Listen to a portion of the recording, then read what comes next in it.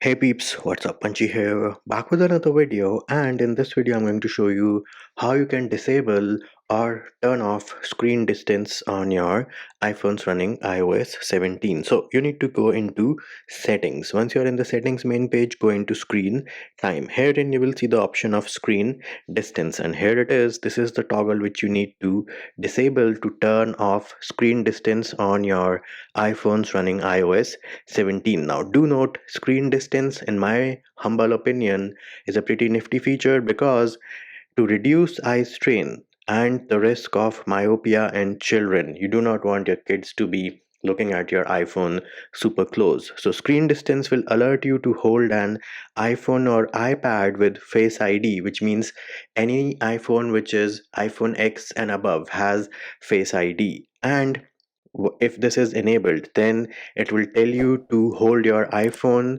with a Face ID at a recommended distance, which I think is 12 inches or more. So if your iPhone is like right in your face, 12 inches or less, this option of screen distance is enabled. It will tell you to move your phone a bit farther away so that your eyes stay in good health.